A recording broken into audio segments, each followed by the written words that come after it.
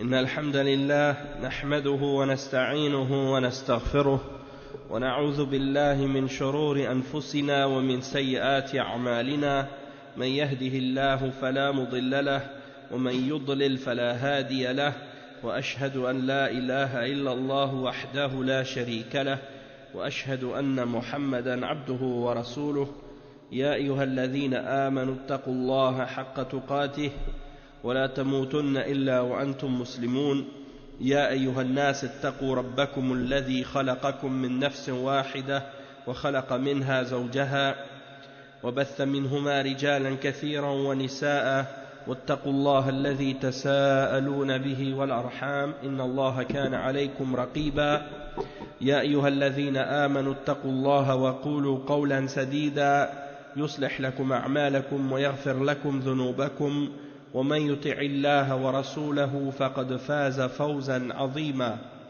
أما بعد إن خير الكلام كلام الله وخير الهدي هدي محمد صلى الله عليه وسلم وإن شر الأمور محدثاتها وكل محدثة بدعة وكل بدعة ضلالة وكل ضلالة في النار أما بعد.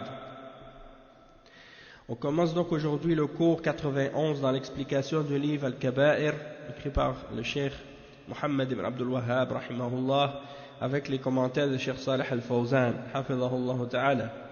On est arrivé à un chapitre aujourd'hui qui s'intitule Babur Rifqi bil Baha'im, c'est-à-dire le chapitre au sujet de la douceur envers les animaux. Et donc l'islam nous enseigne d'être doux et d'être bon envers les animaux, de ne pas les traiter avec dureté ou avec cruauté. Et donc ça c'est une leçon aussi en même temps générale pour dire que si l'islam nous enseigne d'être bon envers les animaux, de ne pas les traiter avec cruauté, eh bien imaginez donc avec les êtres humains, c'est encore plus important dans ce cas-là. Et on a vu hier le comportement envers les esclaves, et que c'est un grand péché de faire du tort et de maltraiter les esclaves. Donc ça c'est un exemple aussi. Et le cheikh il cite dans ce chapitre un hadith, c'est le suivant: عن ابن عباس رضي الله عنهما أن رسول الله صلى الله عليه وسلم رأى حمارا قد وسم في وجهه فأنكر ذلك، وفي رواية لعن الله الذي وسمه، وفي رواية نهى عن الضرب في الوجه وعن الوسم في الوجه، رواه مسلم. Donc ici le cheikh il rapporte un hadith qui est rapporté selon Ibn Abbas radiyallahu anhuma, dans lequel il mentionne que le messager d'Allah sallallahu alayhi wa sallam a vu une mule qui avait été marquée dans son visage. Mais quand on dit marqué, il est marqué au fer sur son visage. Et le prophète sallallahu alayhi wa sallam a condamné cela. Et dans une autre narration qui est rapportée par Muslim selon Jabir, il a dit que Allah maudisse celui qui a fait cela. C'est-à-dire que Allah maudisse la personne qui a marqué cette bête dans son visage. Et dans une autre narration, le prophète sallallahu alayhi wa sallam a dit que il dit que il a interdit de frapper le visage et de marquer le visage. Donc quand on dit ça, d'interdire de frapper le visage, de façon générale dans l'islam il est interdit de frapper le visage de quelqu'un, que ce soit un être humain, que ce soit un animal, que ce soit un homme, que ce soit une femme, que ce soit un enfant. Il est interdit de frapper quiconque au visage. Naam. Et donc le cheikh il explique ensuite et il dit al-baha'im tadkhulu fi al-milk لأن الله ملكنا إياها وسخرها لنا وهي أرواح تجوع وتعطش فلا يجوز للإنسان أن يهملها ويقول إنها بهائم وقد نهي عن تعذيبها فإن لها حقا وحرمة. Donc le cheikh il explique que l'animal elle rentre dans les propriétés. Elle rentre dans les propriétés et ça fait partie des choses que Allah subhanahu wa ta'ala nous a appropriées. Et il les a assujettis pour nous. C'est-à-dire il les a créés et nous les a assujettis, c'est-à-dire il les a rendus soumis à nous. hein, de fait qu'il est facile pour nous de les dompter,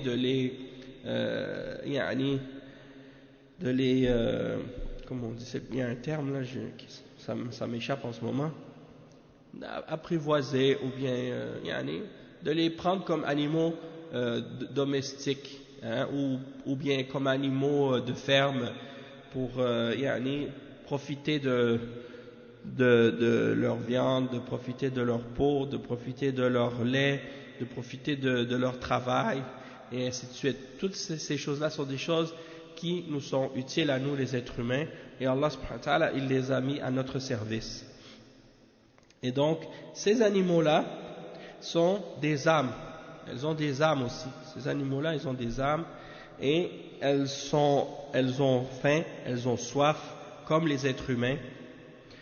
Donc il n'est pas permis à l'être humain de les négliger et de dire ce sont juste des bêtes, hein, ce sont que des animaux, donc pas besoin de s'en occuper bien, ou pas besoin d'avoir peur de leur faire du tort ou de les maltraiter. Non, on a été interdit de les torturer parce qu'elles ont un droit et elles ont également un respect.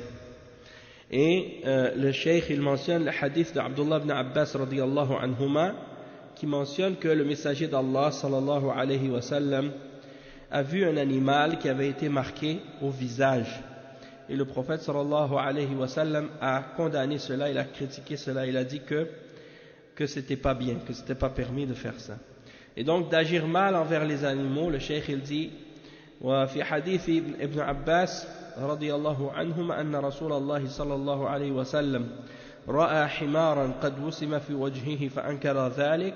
الإساءة للحيوان لا تجوز، كأن يضربه على وجهه أو يسمه الوسم وهو الكي عليه، لأن الوجه مجمع الحواس، وإحساسه في وجهه أكثر من غيره، وهو تعذيب وتشويه له.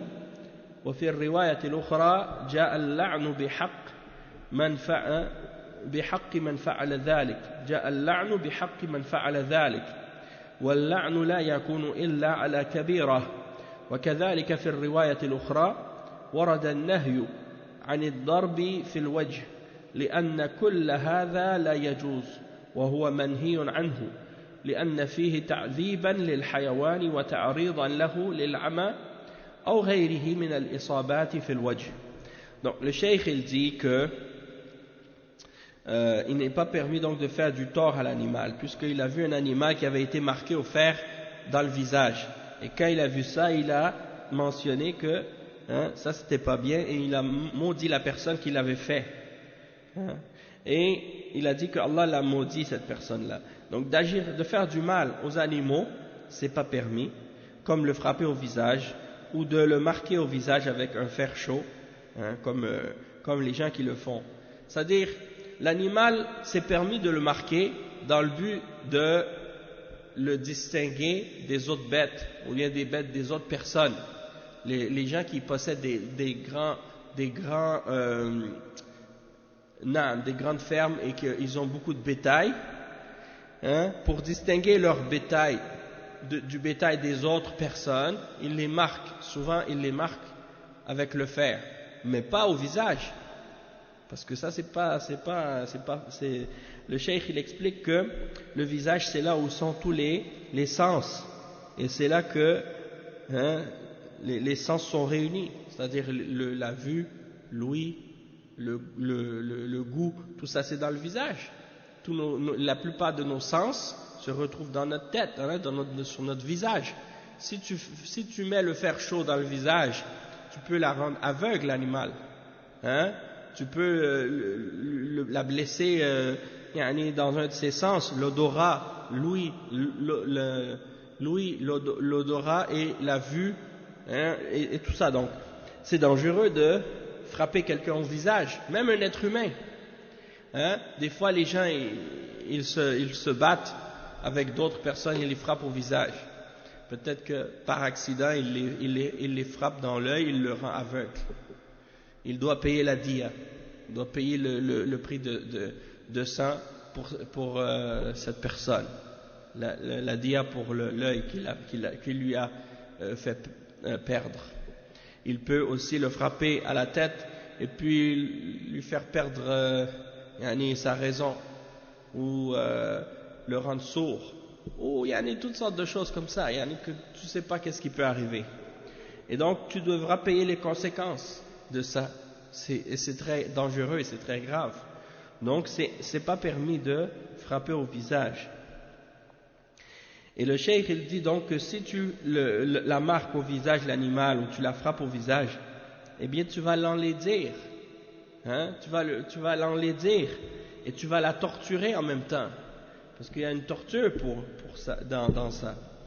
Et dans une autre narration, on a mentionné, comme on a dit tout à l'heure, que la personne qui fait ça, elle est maudite. Allah l'a maudit. Et la malédiction indique qu'il y a là un grand péché.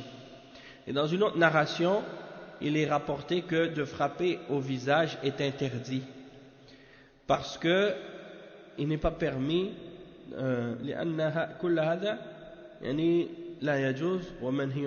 Tout ça donc c'est interdit et on n'a pas le droit de le faire. Et aussi parce que c'est une torture pour l'animal, et c'est un risque que tu la rendes aveugle ou que tu la frappes, tu lui fasses un problème dans son visage ou quelque chose comme ça. Le deuxième hadith qui est rapporté, c'est le hadith suivant. Il dit, le cheikh Mohammed ibn Abdul Wahhab dit: وَلَهُمَا عَنْ أَبِي هُرَيْرَةَ رضي الله عنه مرفوعا دخلت امرأة النار في هرة ربطتها فلا هي أطعمتها ولا هي أرسلتها تأكل من خشاش الأرض حتى ماتت. Ça c'est rapporté par Abu Huraira, selon Abu Huraira par Al-Bukhari et Muslim, que le prophète sallallahu alayhi wa sallam a mentionné qu'une femme est rentrée en enfer à cause d'un chat ou d'un chaton qu'elle avait attaché, et elle l'a laissé attaché sans lui donner de nourriture. Alors si elle l'avait laissé libre, elle aurait pu se nourrir des choses de la terre, ou de qu'est-ce qu'elle trouve. Mais étant donné qu'elle l'a attachée puis qu'elle ne l'a pas nourrie, elle a été responsable de sa mort.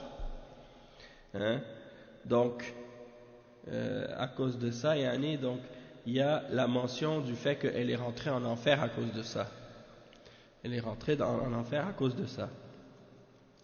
Le cheikh il mentionne donc dans ce hadith, l'explication Cheikh Al-Fawzan, il dit: هذا الحديث يدل على أن من أمسك حيوانا حتى وإن كان مما لا يملك لكنه يجوز له أن يحبسه، لكن بشرط أن يأمن له الطعام والشراب.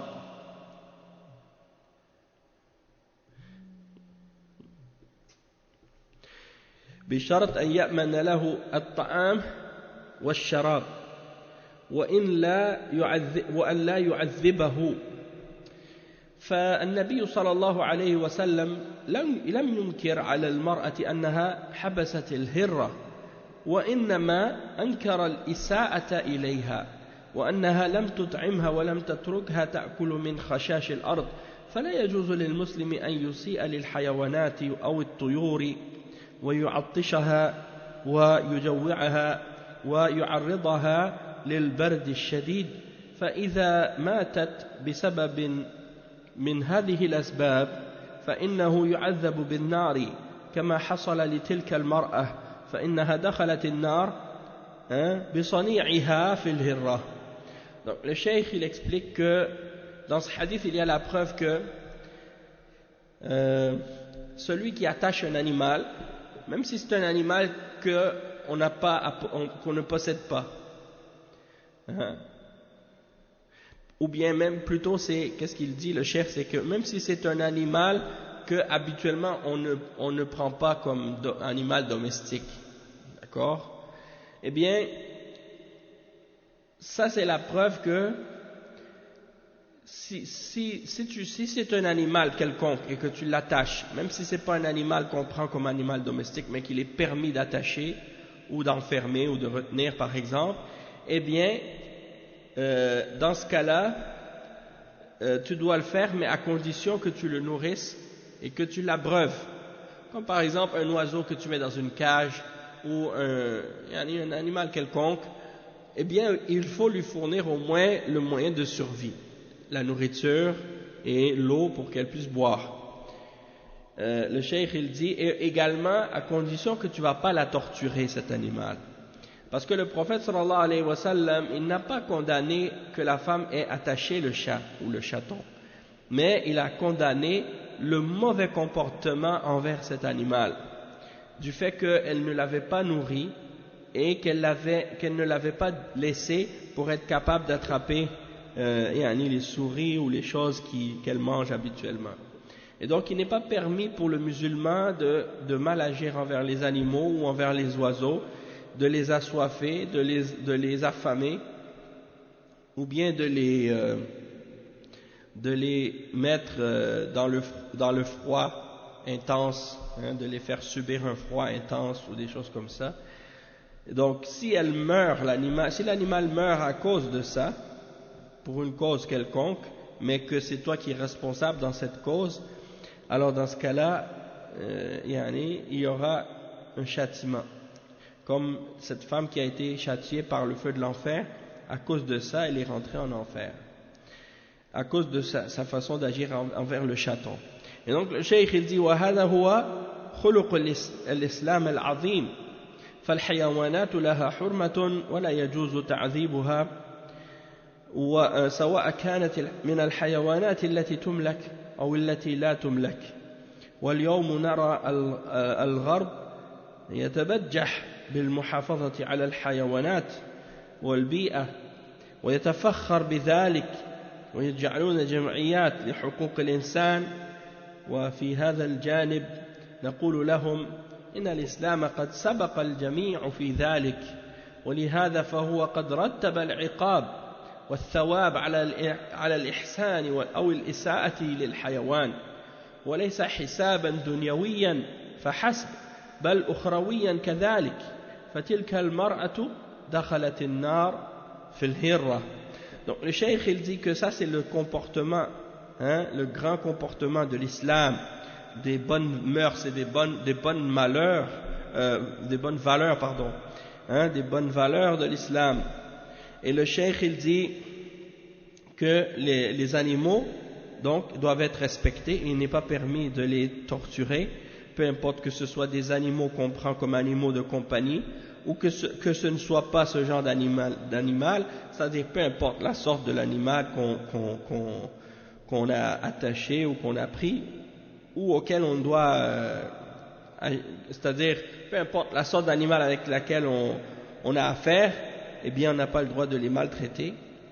Et le cheikh il dit qu'aujourd'hui on voit que l'Occident il se vante de préserver les animaux, de préserver l'environnement, et ils sont fiers et ils se vantent d'avoir établi des organisations ou des sociétés pour protéger les droits de l'homme.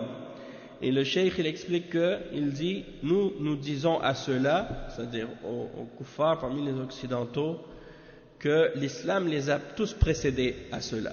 C'est-à-dire l'islam les a tous précédés dans l'interdiction de la cruauté envers les animaux et dans la question des droits de l'homme. Et c'est pour cette raison qu'il y a des punitions et des châtiments qui ont été établis pour celui qui agit mal envers les animaux et des récompenses qui ont été établies dans l'islam pour celui qui a bien agi envers les animaux. Et c'est pas seulement un conte qui est relié à la vie d'ici-bas seulement, mais également à l'au-delà, puisque cette femme par exemple qui est mentionnée dans le hadith, eh bien elle est entrée en enfer à cause d'un chat, et l'enfer c'est dans l'au-delà, c'est pas dans cette vie d'ici-bas. Donc même pour avoir maltraité un animal, quelqu'un peut être puni par Allah et aller en enfer. Le cheikh il mentionne aussi, il dit وَلِمُسْلِمٍ عن ابن عمرو رضي الله عنهما مرفوعا كفى بالمرء إثما أن يحبس عمن يملك قوته ولأبي داود أن يضيع من يقوت ولهما عن الحسن رحمه الله أنه قال لصاحب الجمل الذي لم يعلفه أما إنه لا يحاجك يوم القيامة. نعم. Et donc ici le cheikh il mentionne d'autres hadiths et d'autres narrations du hadith qui clarifient ce point-là.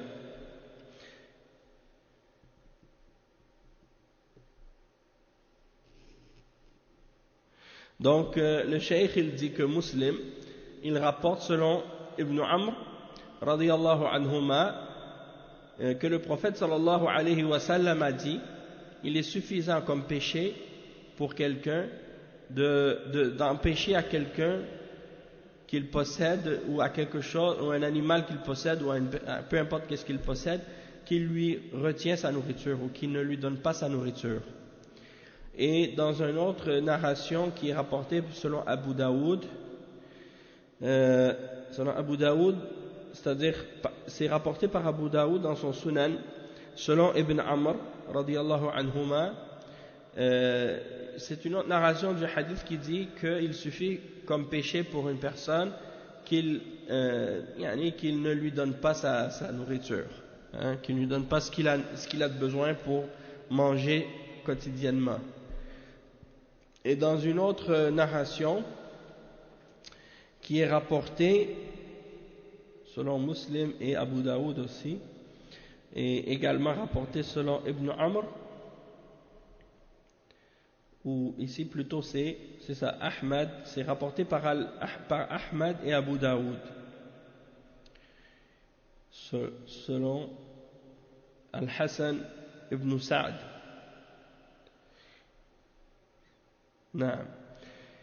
Donc il a dit à la personne qui n'avait pas nourri un chameau qu'il possédait, il lui a dit ce chameau-là il va venir au jour de la résurrection pour argumenter contre toi. Ce chameau-là il va être amené comme argument contre toi au jour de la résurrection. Donc ça veut dire que si tu as maltraité l'animal, eh bien tu auras des comptes à rendre à Allah subhanahu wa ta'ala au jour de la résurrection pour ça.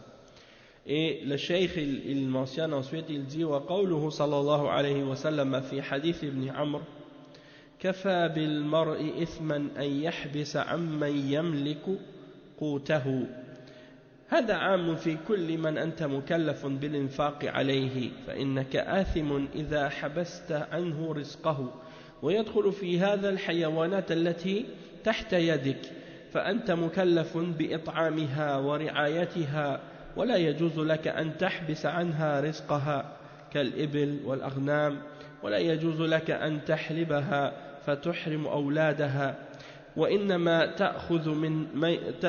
تأخذ ما يزيد عن حاجات أولادها وقد شكى الجمل للنبي صلى الله عليه وسلم أن صاحبه يجوعه فأمر النبي صلى الله عليه وسلم الرجل بأن لا يجوعه وفي حديث الحسن أنه أوضح لصاحب الجمل الذي لم يعرفه أن هذا الجمل سيحاجه ويطلب حقه منه يوم القيامة وفي هذا معجزة من معجزات النبي صلى الله عليه وسلم الدالة على صدقه حيث فهم شكوى الحيوان وفيه تواضعه وكمال شفقته ورحمته حتى في البهائم التي لا لسان لها لتشكو مما بها من جوع وعطش.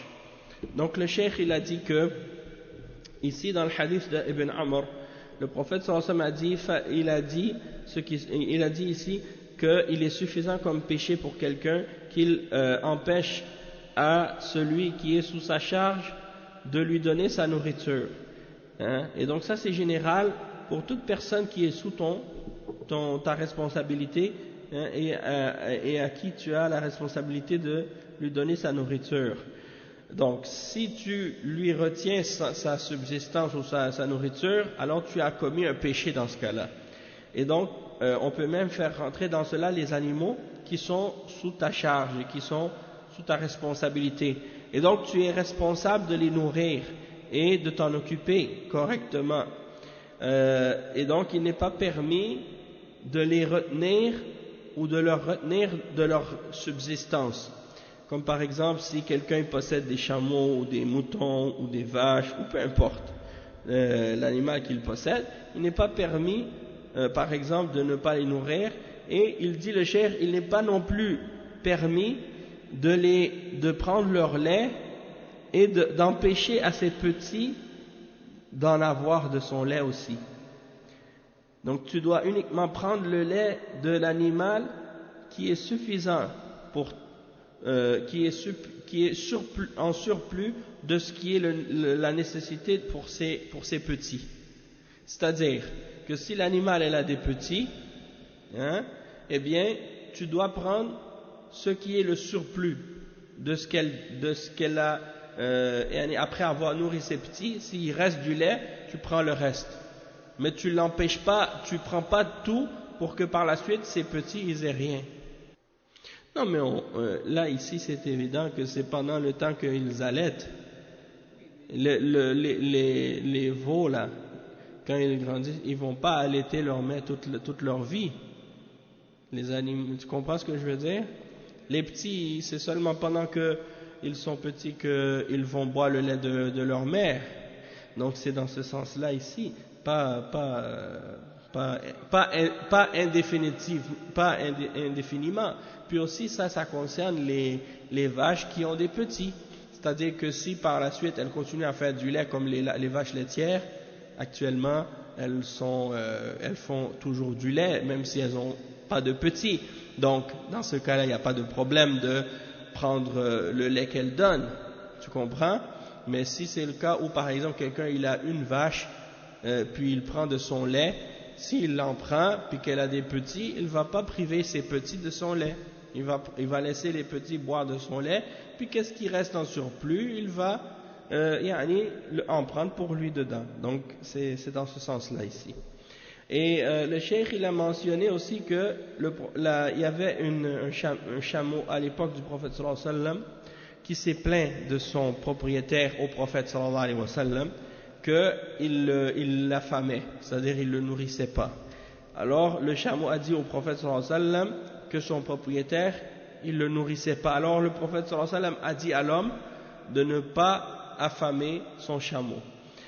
Et ça c'est, il dit, et dans un autre hadith qui est rapporté par Al-Hassan, on a dit Al-Hassan ibn Sa'd, qu'il dit qu'il a clarifié à un propriétaire d'un chameau qui ne l'avait pas nourri que ce chameau-là allait lui demander son droit au jour de la résurrection. Donc il va venir au jour de la résurrection lui demander son droit. Et ça fait partie des miracles du prophète sallallahu alayhi wa sallam et des preuves de sa sincérité et de sa véracité, qu'il comprenait les plaintes que les animaux lui faisaient. Et ça fait également partie de sa modestie et de son affection et de sa miséricorde envers les animaux qui n'ont pas de langue pour se plaindre ou pour se défendre ou s'expliquer. Et le prophète sallallahu alayhi wa sallam, il les comprenait, il les défendait contre la faim et la soif et ainsi de suite. Donc tout ça, ça vient compléter le chapitre au sujet de la bonté envers les animaux. Le chapitre suivant, c'est le chapitre qui s'intitule Babu Ibaq al-Abd.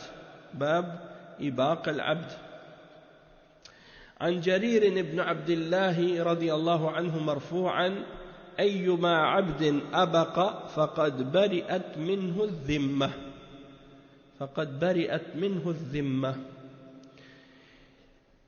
العبد المراد به المملوك وإباقه يعني هروبه من سيده والأصل في العبد أن يخضع لسيده ويقوم بالعمل الذي يوكله إليه فإن هرب ارتكب كبيرة من كبائر الذنوب وقوله فقد برئت منه الذمة يعني ذمة الله وحفظه وقيل ذمة سيده حتى يرجع إلى مالكه والإباق كبيرة من كبائر الذنوب.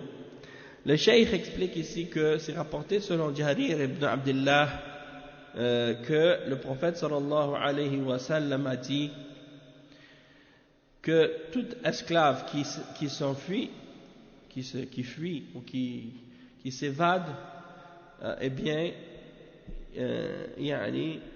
c'est comme si il n'a plus d'engagement avec Allah et Allah ne va plus le préserver. Donc ici la signification de l'esclave, c'est-à-dire en arabe al-mamlouk, et al-ibaq, ibaquhu, ça veut dire le fait que l'esclave s'enfuit de son maître. Donc à la base l'esclave il doit être obéissant et soumis à son maître et il doit faire le travail que son maître lui a désigné. Et s'il s'enfuit, il a commis un grand péché parmi les grands péchés. Et le cheikh il dit que quand le prophète sallallahu alayhi wa sallam a dit faqad bari'at minhu dhimma, c'est-à-dire dhimmatullahi wa hifdhuhu wa qila dhimma dhimmatu sayyidihi hatta yarji'a ila malikihi. Donc il y en a qui ont dit c'est comme si il est devenu c'est-à-dire il est sorti de la protection d'Allah du fait que Allah le préserve, ou bien dans une autre explication il est sorti de la protection de son maître jusqu'à ce qu'il revienne vers son maître, et le fait que l'esclave s'enfuit de son maître, ça c'est un grand péché parmi les grands péchés. Ensuite, l'autre chapitre, Bab Zulm al-Ajir. C'est un chapitre au sujet de l'injustice qui est faite aux employés. Si quelqu'un il a des employés à son service et qu'il leur fait de l'injustice, ça fait partie des grands péchés. Et le cheikh il mentionne à ce sujet-là un hadith qui est le suivant. عن أبي هريرة رضي الله عنه مرفوعا قال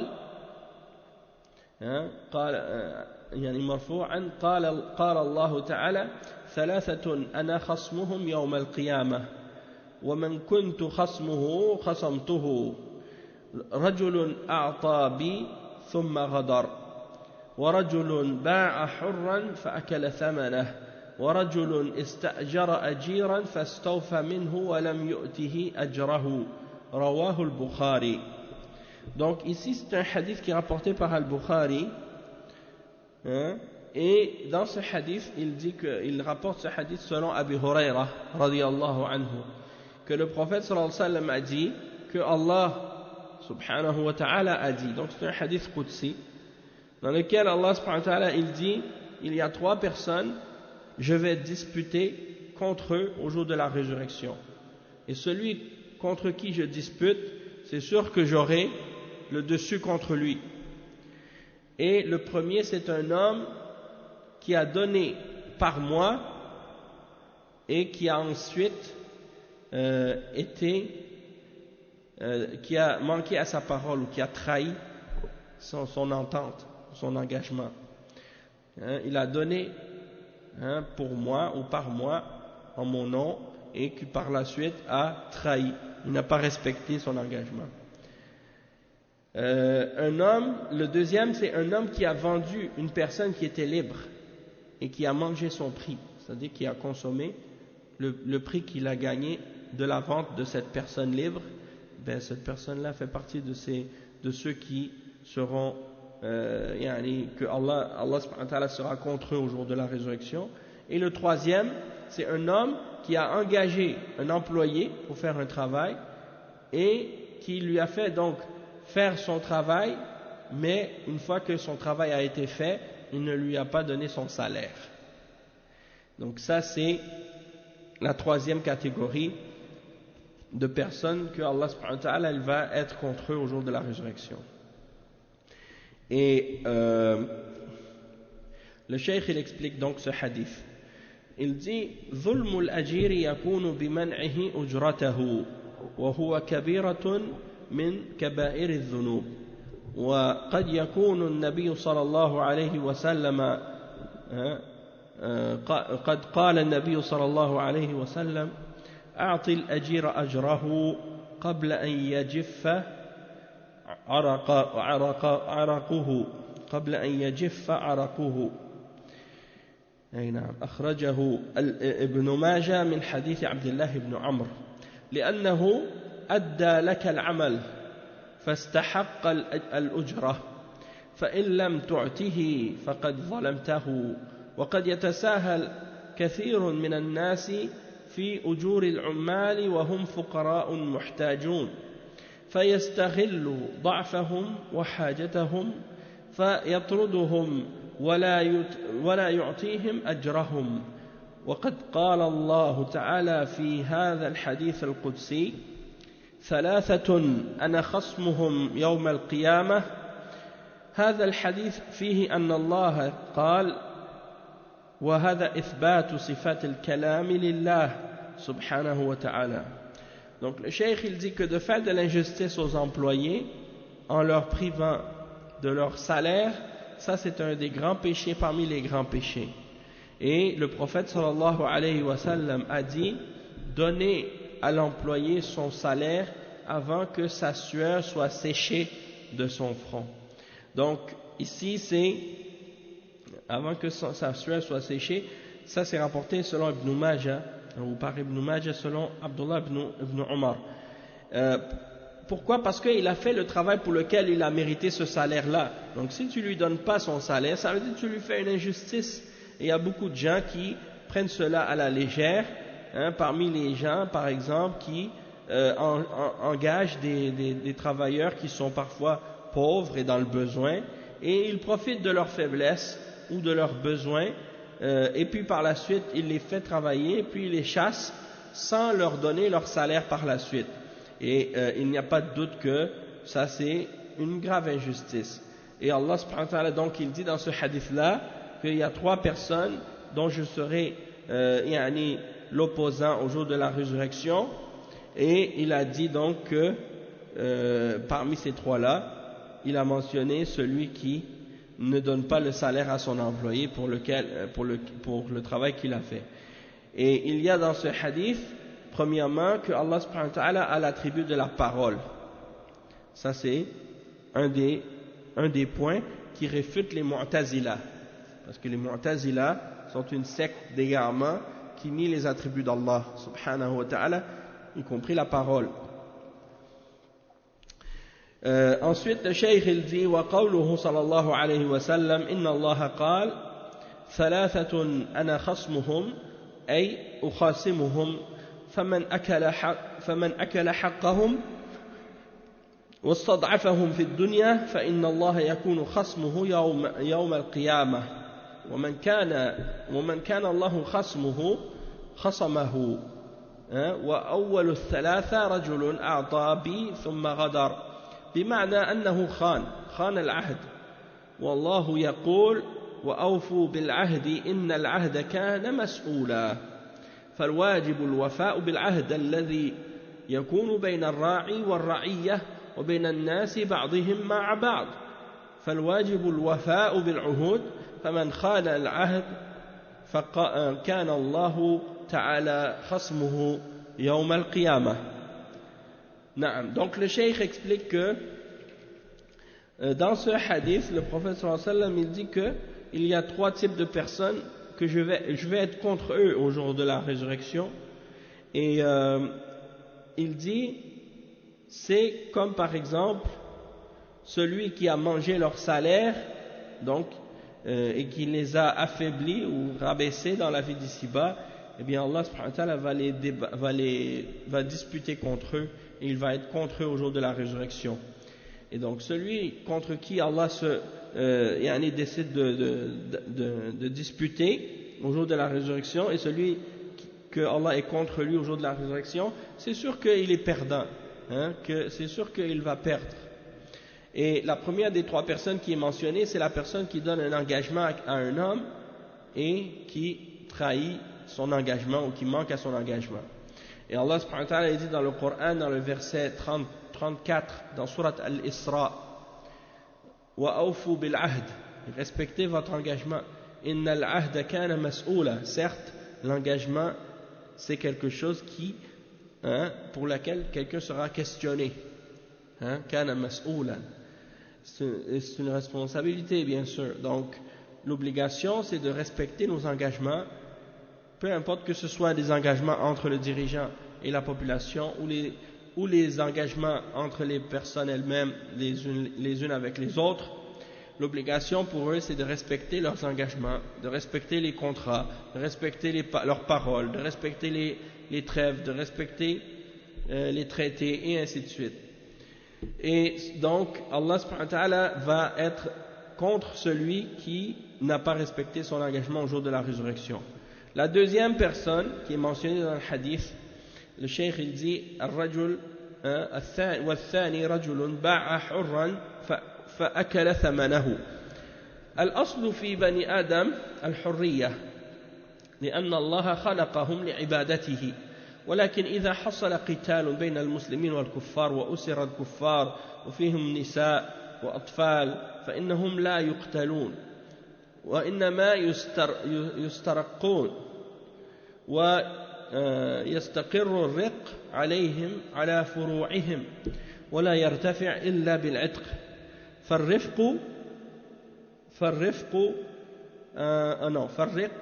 في الإسلام حكم شرعي لا ينكره إلا جاهل أو ملحد. أما الرق غير الشرعي وهو السلب والسرقة ونهب الذرار ثم بيعها فهذا حرام، ومن فعله فقد أتى كبيرة من كبائر الذنوب، ولا يجوز للمرء أن يرقق نفسه ويوافق على أن أحدا يمتلكه بغير الرق الشرعي لأنه عبد لله. ففي هذا الحديث أن من باع حرا فقد منعه وحرمه التصرف فيما أباح الله له وألزمه حال الذلة والصغار، وهذا ذنب عظيم وكبيرة من كبائر الذنوب. Donc le cheikh il explique ensuite un point qu'on a mentionné hier dans le sujet, lorsqu'on a parlé de la bonté envers les esclaves. C'était la partie du hadith qu'on avait cité hier, que la deuxième personne contre qui Allah subhanahu wa ta'ala va être au jour de la résurrection, c'est la personne qui a vendu une personne qui est libre et qui a consommé son prix, qui a utilisé l'argent qu'il a gagné de la vente de cet homme. Et peu importe que ce soit un homme ou une femme, ici il a mentionné une personne libre, un homme, mais ça peut être une femme aussi. Et donc peu importe que ce soit un homme ou une femme, si c'est une personne libre, on n'a pas le droit de la vendre, et on n'a pas le droit d'en faire un esclave. Et donc la base chez les hommes, chez les êtres humains, chez les fils d'Adam, c'est la liberté, car Allah subhanahu wa ta'ala les a créés dans le but qu'ils les adorent. Allah subhanahu wa ta'ala a créé l'homme dans le but que les hommes adorent Allah. Donc c'est la base chez l'homme, c'est qu'il est libre. Mais il est possible que lorsqu'il y a des combats entre les musulmans et les non-musulmans, et qu'il y ait des prisonniers parmi les kuffars, et parmi ces prisonniers-là, il y ait des femmes et des enfants, alors dans ce cas-là, ces femmes et ces enfants-là ne sont pas exécutés ou tués, mais plutôt ils sont pris en esclavage. Et j'avais posé la question à un cheikh à ce sujet-là, j'avais demandé, est-ce que c'est tous les hommes, les femmes et les enfants parmi les kuffars? Et le cheikh mentionnait, il disait que c'était ceux qui étaient présents sur le terrain de bataille. Naam. Donc, Allahu A'lam, c'est ça que le cheikh m'avait expliqué. Et donc, ici, il dit que ceux-là seront dans ce cas-là pris comme esclaves. Il dit ensuite que eux-mêmes ils seront esclaves et leur descendance, s'ils ont des enfants, ces esclaves-là seront des esclaves aussi. Et on ne leur retirera pas, on ne leur retirera pas l'attribut ou le fait d'être esclaves, excepté s'ils sont émancipés ou libérés. Et le cheikh explique que l'esclavage en islam c'est un verdict religieux, un verdict légal basé sur la charia, et personne n'a le droit de le renier excepté si c'est un ignorant ou un égaré, une personne déviée ou hérétique. En ce qui concerne l'esclavage qui n'est pas basé sur le verdict de la charia, c'est-à-dire des gens qui sont pris en esclavage mais qui ne sont pas pris en esclavage par les méthodes ou par les moyens qui sont établis par la charia, comme les gens par exemple qui kidnappent des enfants ou qui kidnappent des femmes et qui les vendent comme des esclaves, ça c'est quelque chose qui est totalement haram, c'est interdit. Et on n'a pas le droit de vendre des personnes libres. Ça fait partie des grands péchés. Donc il y a comme vous avez sûrement entendu parler de ça, le commerce ou la traite des enfants, ou la traite des femmes, que des gens par exemple qui kidnappent des enfants, qui kidnappent des femmes pour les revendre à des gens, hein, donc ça c'est haram, ça c'est clair. Il y en a qui aussi kidnappent des femmes, et c'est connu même dans certains pays, ils kidnappent des femmes de certains pays parce qu'ils veulent avoir des femmes de ces origines-là, ils les kidnappent puis ils les revendent dans d'autres pays et ils font un commerce comme ça, et il n'y a pas de doute que ça c'est quelque chose de totalement interdit par la religion de l'islam. Et donc le cheikh il dit ici que ça c'est haram et que celui qui fait ça, il a commis un grand péché parmi les grands péchés, et que même une personne, elle n'a pas le droit de se donner elle-même en esclavage à quelqu'un d'autre, pour lui dire par exemple, moi je suis ton esclave. Ça c'est pas permis, hein, parce que on est esclave d'Allah, hein, et ça c'est une forme d'esclavage qui ne serait pas légale, acceptée en islam, puisque on a mentionné déjà que l'esclavage en islam c'est quelque chose qui résulte d'une punition pour la mécréance de quelqu'un, et qui peut uniquement être établi vis-à-vis du djihad shar'i, qui est basé selon la charia, et non pas les actes de terrorisme ou les groupes soi-disant djihadistes qui prétendent faire le djihad actuellement dans certains pays arabes ou dans certains pays musulmans dans le monde, et qui disent nous faisons le djihad, et donc qui kidnappent des femmes et qui les prennent comme esclaves pour les vendre et les acheter, alors que ces gens-là leur djihad n'est même pas légitime en partant, et ce sont parmi les groupes de Khawarij comme on l'a déjà expliqué. Donc ça, qu'est-ce qu'ils font, yani, c'est de l'injustice, et ça fait clairement partie des grands péchés, et il n'y a pas de doute que ça c'est haram. Donc le cheikh il dit ensuite que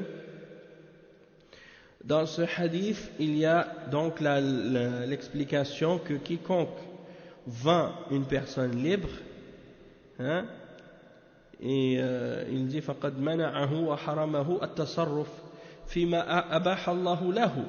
Donc si quelqu'un il vend une personne qui est libre, il l'a empêché et privé d'agir et de faire ce que Allah lui a permis de faire, et il lui a imposé l'humiliation, hein, et le rabaissement, et donc ça c'est un grand péché, et un péché capital parmi les grands péchés. Le cheikh il mentionne ensuite la troisième partie de ce hadith là. Il dit وَالثَّالِثُ رَجُلٌ اسْتَأْجَرَ أَجِيرًا فَاسْتَوْفَى مِنْهُ وَلَمْ يأته أجره، فيه دليل على أن الأجرة تستحق بالعمل، فكل من استخدم أجيرا ولم يعطه أجرته فكأنه استعبده، وهذا كبيرة من كبائر الذنوب التي يجب التحذير منها لما يترتب عليها من الوعيد الشديد. Donc le cheikh il dit comme point numéro 3, un homme qui a pris un employé, et que cet employé là il a fait son travail pour lui, mais que lui, il ne lui a pas donné son salaire, Allah subhanahu wa ta'ala va être contre lui au jour de la résurrection, et ça c'est la preuve que le salaire est mérité pour un travail qu'on a fait. Donc toute personne qui a employé une autre personne et qu'il ne lui a pas donné son salaire, c'est comme s'il l'avait pris comme esclave. C'est comme s'il l'avait pris en esclave, parce qu'il le fait travailler gratuitement. Ça c'est pas permis. Et ça c'est un grand péché parmi les grands péchés, et il est obligatoire d'avertir contre ce comportement-là à cause des menaces, à cause des sévères menaces qui sont reliées à ça. D'accord? Et donc ça c'est très important. Aussi la même chose que si par exemple quelqu'un il a reçu un salaire pour un travail, eh bien il doit aussi de son côté faire le travail pour lequel il a reçu son salaire. Parce que des fois la personne elle va donner le salaire à quelqu'un avant que le travail a été fait. Puis par la suite, donc toi tu as payé pour un travail. Tu viens pour vérifier le travail, tu vérifies le travail, tu vois que le travail n'a pas été fait. Donc là il y a aussi une injustice. Hein? Comment tu acceptes de prendre de l'argent pour un travail puis après tu fais pas le travail? Ça c'est pas correct. Et la même chose aussi, si par exemple quelqu'un il a fait le travail à moitié. Il a fait le travail mais il l'a pas fait complètement. Il a juste fait à moitié ou il l'a pas fait comme il devait le faire. Là aussi c'est de l'injustice. Comment tu peux prendre de l'argent puis après tu fais pas le travail au complet? Ou bien des fois c'est le travailleur qui fait le travail au complet et que l'employeur, celui qui l'a engagé, au lieu de lui donner son plein salaire, il lui donne seulement une partie. Non. Hein? Et aussi, qu'est-ce qui est important, c'est de respecter nos engagements. Si on a dit tel prix, alors il faut le respecter. Si on a accepté un salaire, il faut le respecter. Hein? Sinon, ça crée des problèmes par la suite.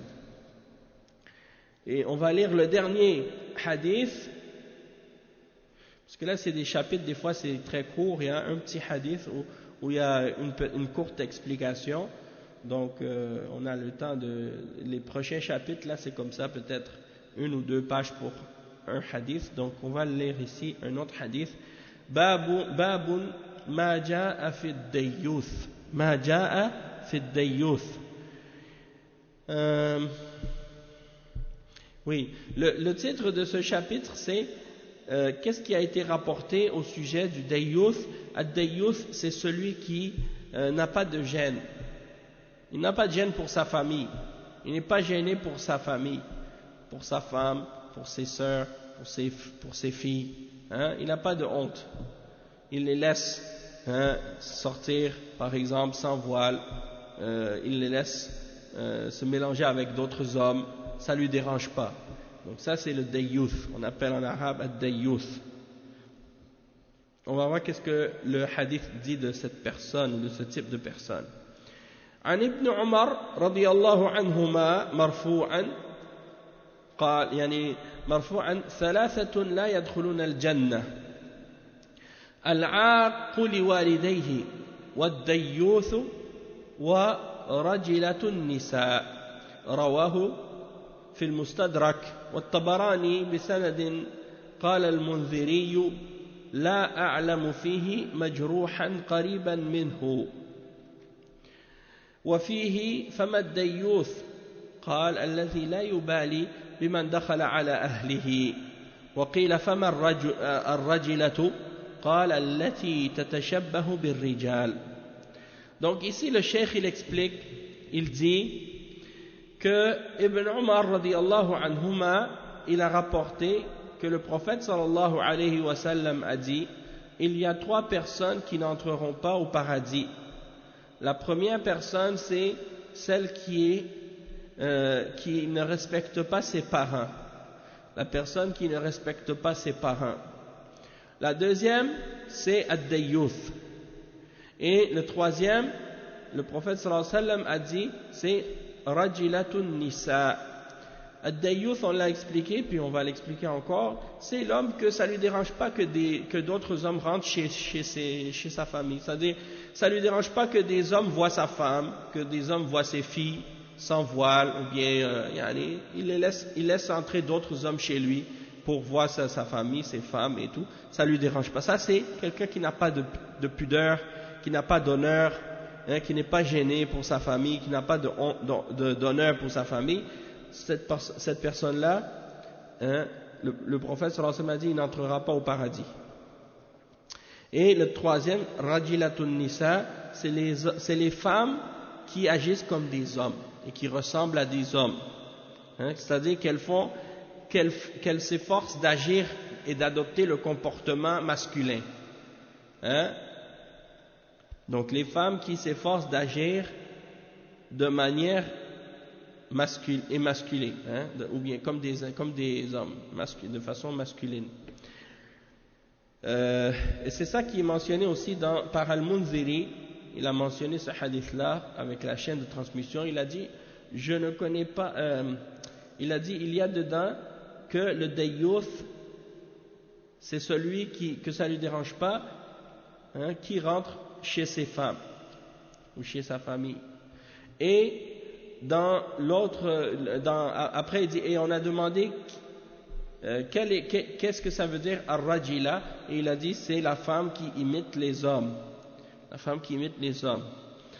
Ensuite, le Cheikh Al-Fawzan il fait l'explication de ce hadith-là, et dans l'explication il dit ad-dayyuth huwa alladhi yuqirru as-su' fi ahlihi bi an yara ahadan yadkhulu alayhim wa la yunkiru dhalik.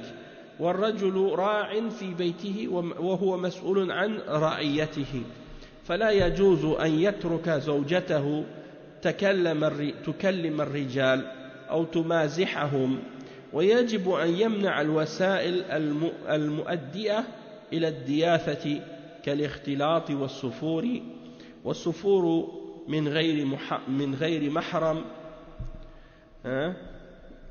وقوله صلى الله عليه وسلم ثلاثة لا يدخلون الجنة العاق لوالديه والديوث ورجلة النساء. يعني الديوث ذكرنا معناه، أما الرجلة من النساء فهي التي تتشبه بالرجال في لباسهم وأقوالهم وأفعالهم. واللعن للجنسين للمشبهات من النساء بالرجال والمتشبهين من الرجال بالنساء فدل على أن هذا الفعل من الكبائر. Donc le cheikh il explique que le dayyuth c'est celui qui accepte le mal pour ses femmes et qu'il voit rentrer des hommes chez ses femmes, chez sa femme ou dans sa maison où il y a des femmes et ses filles ou ses sœurs ou autres, et que ça lui dérange pas. Et pourquoi c'est grave? Parce que l'homme il est le berger de sa maison et il sera questionné, il est responsable pour son troupeau. Donc il n'a pas le droit de laisser des hommes rentrer chez lui lorsque ses femmes sont présentes, et c'est-à-dire surtout si ces femmes à la maison elles sont pas ouvertes ou voilées correctement quand il fait rentrer des gens, Allah al-Musta'an. Et ça il y en a dans certaines communautés, dans certaines cultures, ça leur dérange pas de laisser des hommes étrangers rentrer chez eux, voir leurs femmes sans voile, parler avec leurs femmes, rigoler avec leurs femmes. Et donc ça c'est ça fait partie de qu'est-ce qui rentre dans la définition du dayyuth. Et le cheikh il a expliqué, il dit que c'est l'homme qui laisse sa femme parler avec des hommes et rigoler avec des hommes, plaisanter avec eux, et il dit qu'il est obligatoire pour l'homme d'interdire ou d'empêcher tous les moyens qui peuvent amener à tomber dans ce péché-là, dans le péché de qu'est-ce qu'on appelle ad-diyatha, c'est-à-dire de ne pas avoir du sens de jalousie, pas avoir de jalousie ou d'honneur pour sa femme, pour ses femmes, pour ses filles, pour sa famille. Et donc il doit interdire la mixité et le fait que sa femme se dévoile devant les hommes et ainsi de suite. Ensuite, il explique que ce hadith-là qui mentionne qu'il y a 3 personnes qui n'entreront pas au paradis, celui qui respecte pas ses parents, celui qui n'a pas d'honneur ou de jalousie pour ses femmes, et la femme qui agit comme un homme. Le cheikh il dit en ce qui concerne ad-dayyus, on a expliqué la signification, en ce qui concerne la femme qui agit comme un homme, c'est-à-dire elle essaie d'imiter les hommes dans leur façon de s'habiller, ou dans leur façon de parler, ou dans leur façon d'agir. Et la malédiction, elle est pour les 2 sexes, c'est-à-dire que c'est pas seulement pour les femmes qui essaient de s'habiller ou d'agir comme des hommes, mais c'est aussi pour les hommes qui essaient d'agir comme des femmes. Donc les hommes efféminés qui essaient de se comporter comme une femme, de parler comme une femme, de bouger, de marcher comme une femme, ça c'est également parmi les choses qui attirent la malédiction d'Allah subhanahu wa ta'ala. Et ça c'est la preuve que celui qui agit ainsi, il a commis un grand péché parmi les grands péchés. Et non. Puis il y a un autre chapitre, on va le lire et puis on va s'arrêter après ce chapitre-là, Inch'Allah, c'est Babu Zulm al-Mar'a. Babu Zulm al-Mar'a, أخرج الطبراني بسند رجاله ثقات أنه صلى الله عليه وسلم قال أيما رجل تزوج امرأة على ما قل من المهر أو كثر وليس في نفسه أن يؤدي إليها حقها خدعها فمات ولم يؤدي إليها حقها لقي الله يوم القيامة وهو زان. Donc le cheikh il mentionne le chapitre ici qui s'intitule l'injustice envers la femme. Et il explique un hadith, il mentionne un hadith qui est rapporté par At-Tabarani dans son livre As-Saghir, selon Abi Maymoun al-Kurdi. Et il mentionne, le cheikh Mohammed ici, que c'est une chaîne de transmission dont les rapporteurs sont fiables. Et il dit que le prophète sallallahu alayhi wa sallam a dit tout homme qui se marie avec une femme et qui lui promet un mahr, c'est-à-dire comme on dit bon, on va pas utiliser le terme dot parce que le terme dot dans la culture française, quand tu regardes dans le dictionnaire, tu vas voir que c'est l'argent que l'homme doit payer à la femme, ou bien plutôt que la femme doit payer à l'homme. Dans la culture française, c'était ça. La dot, c'était qu'est-ce que la famille de la femme donne à l'homme qui accepte de marier cette femme. Donc c'était la famille de la fille qui devait payer la dot à l'homme. Dans l'islam, c'est pas comme ça. Dans l'islam, c'est l'homme qui doit donner une dot à la femme qu'il épouse. Donc c'est le mahr, on appelle en arabe le mahr.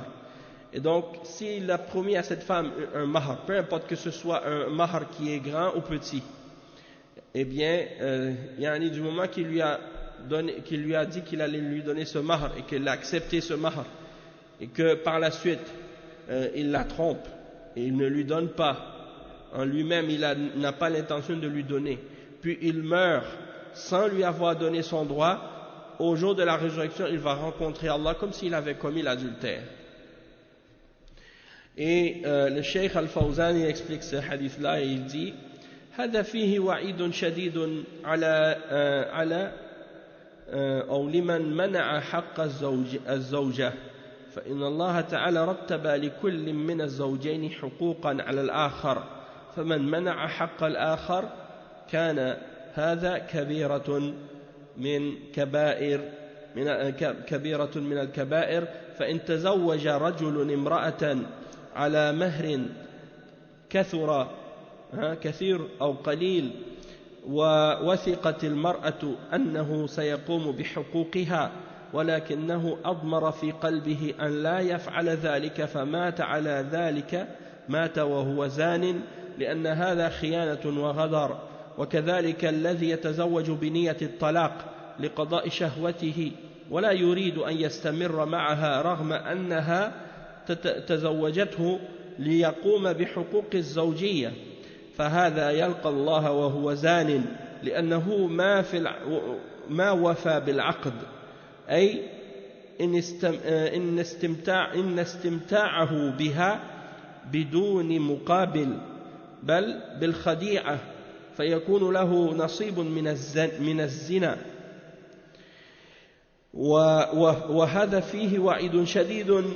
نعم العقد يحلها لكن لا بد من الالتزام بحقوق العقد وواجباته. Donc le cheikh, il explique, Cheikh Al-Fawzan, que ici il y a une menace sévère pour celui qui a retenu un des droits du mariage et de la femme. Et il dit que Allah subhanahu wa ta'ala, il a donné à chacun des époux des droits sur l'autre. Et que celui qui manque ou qui empêche le droit à l'autre, il a commis un grand péché parmi les grands péchés. Donc celui qui a épousé une femme et qu'il lui a promis un mahar, que ce soit un gros mahar ou un petit, et que la femme, elle a accepté, hein, elle a accepté ce mahar, et qu'elle a accepté qu'il allait s'occuper de ses droits. Eh bien, si lui, en lui-même, dans son cœur, il n'avait pas l'intention de lui donner son mahar, et qu'il meurt sans lui avoir donné son mahar, alors c'est comme s'il était un adultérin, c'est-à-dire quelqu'un qui a commis le zina. Et la raison de ça, c'est parce que la personne, elle a été traître, elle a fait une trahison et elle n'a pas respecté son engagement. De même que celui qui se marie avec une femme avec l'intention de la divorcer après avoir satisfait avec elle ses désirs, hein, et qui n'a pas l'intention de continuer avec elle dans la vie maritale. Donc, il n'a pas l'intention de lui donner ses droits d'épouse et de rester avec elle, alors il va rencontrer Allah ayant commis l'adultère. C'est comme s'il aurait commis l'adultère. Pourquoi? Parce que il a fait un contrat de mariage dans lequel il a profité, hein, il a profité d'elle, hein, c'est-à-dire il a profité d'elle dans le sens qu'il a joui d'elle sans rien en retour, dans le sens qu'il ne lui a pas donné ce qui lui revient comme droit, et il l'a trahi à la place. Donc il aura une part du péché de l'adultère, et il y a dans cela une menace sévère. Oui, peut-être que son contrat de mariage, il est valable, hein, et il lui a rendu cette femme licite, sauf que par la suite, il a l'obligation de respecter les droits de ce contrat de mariage et les obligations qui viennent avec. S'il ne les a pas respectés, alors là, dans ce cas-là, il a commis une faute et il a trahi son engagement. J'ai manqué en fait un chapitre on a passé par-dessus sans faire exprès, et c'est en revoyant les chapitres en question que j'ai constaté que je l'avais sauté. C'est un hadith dont le chapitre s'intitule Su'alul mar'ati talaq, c'est-à-dire la femme qui demande à son mari de la divorcer.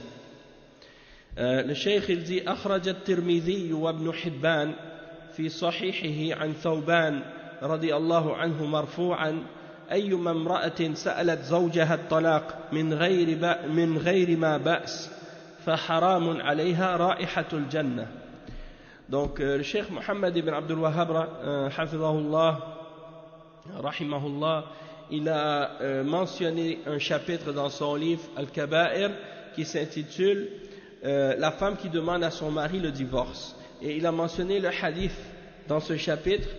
C'est le hadith qui est rapporté selon At-Tirmidhi et Ibn Hibban, dans lequel le prophète sallallahu alayhi, en fait c'est rapporté selon Ath-Thawban, un des compagnons du prophète, hein, sallallahu alayhi wa sallam. Donc Thawban radiyallahu anhu, il dit que le prophète sallallahu alayhi wa sallam a dit: toute femme qui demande à son mari le divorce sans qu'il y ait une raison valable, eh bien c'est haram pour elle de sentir l'odeur du paradis. Ce sera pour elle interdit de sentir l'odeur du paradis. Le cheikh il dit المرأة يجب عليها أداء حقوق الزوج ويحرم عليها النشوز وهو الامتناع عن حقوقه ويحرم عليها أن تسأله الطلاق من غير سبب فإن سألت كان هذا كبيرة أما إن طلبت الطلاق لسبب من الأسباب كأن تكون كارهة له ولا تحب العيش معه فإن لها ذلك ويكون ذلك بالخلع على عوض ويسمى بالفدية فلا جناح عليهما فيما افتدت به إلا إن سمحت نفسه هو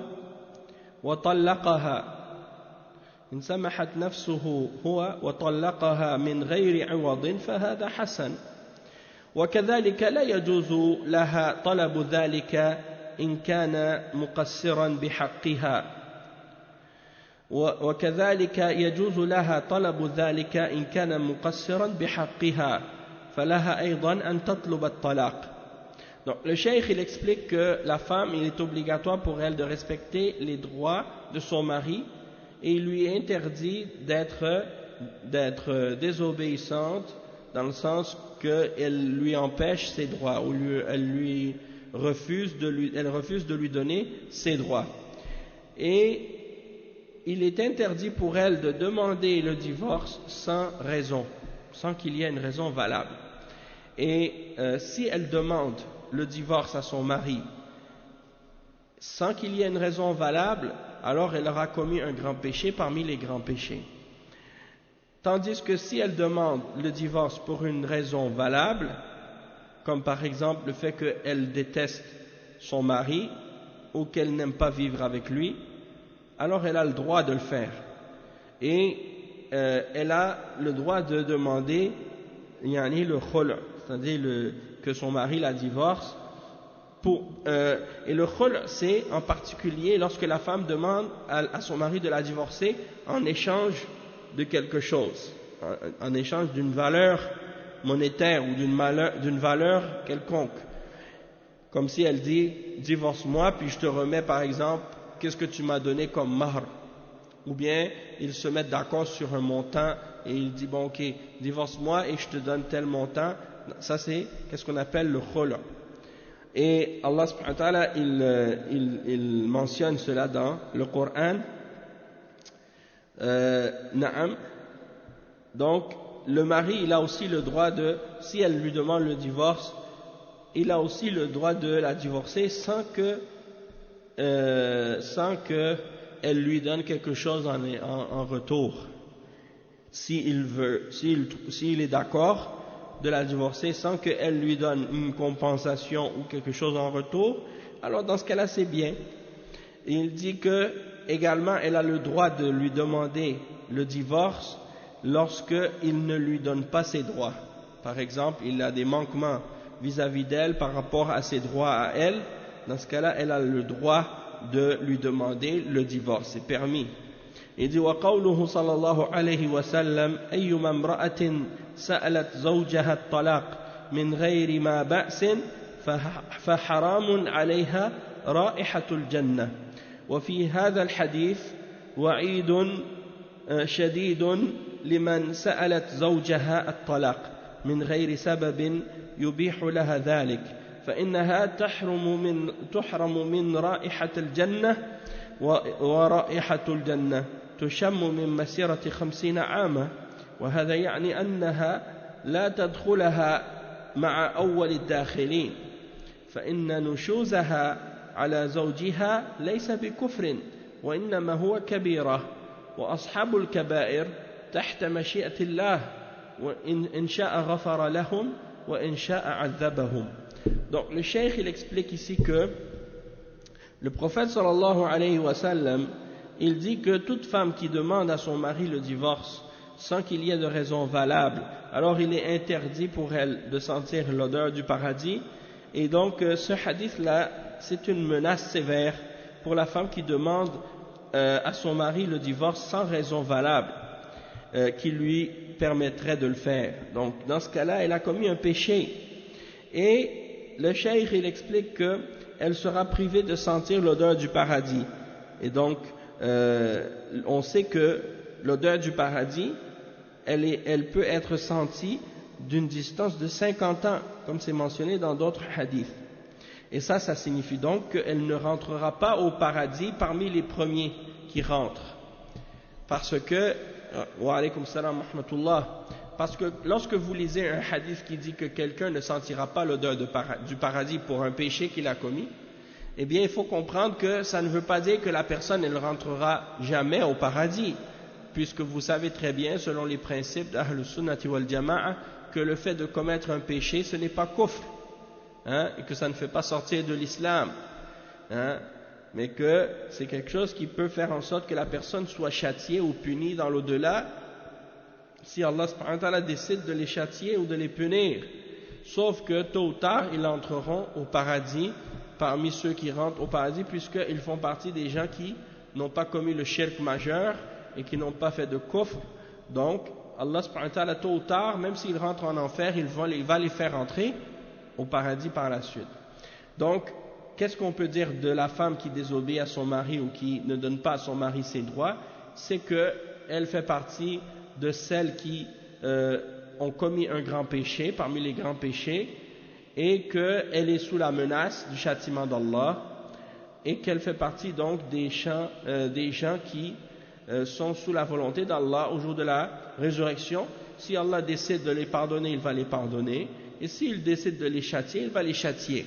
Toutefois, s'il les châtie, comme on l'a dit, ils ne vont pas être en enfer pour l'éternité, mais juste pour un temps, et c'est Allah subhanahu wa ta'ala qui décide.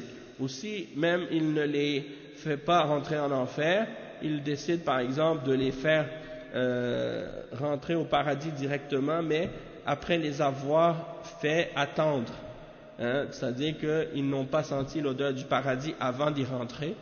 Ça c'est une punition pour eux. Naam. Donc on va s'arrêter ici pour aujourd'hui. Inch'Allah, j'avais manqué, j'avais pas vu sans faire exprès, j'ai tourné les pages et j'ai pas remarqué que j'avais passé par-dessus ce chapitre-là sans faire exprès. Donc je m'arrête ici. Subhanakallahumma bihamdik, ashhadu an la ilaha illa ant, astaghfiruka wa atubu ilayk, wa sallallahu wa sallam ala nabiyyina Muhammad wa ala alihi wa sahbihi ajma'in, wassalamu alaykum wa rahmatullahi wa barakatuh.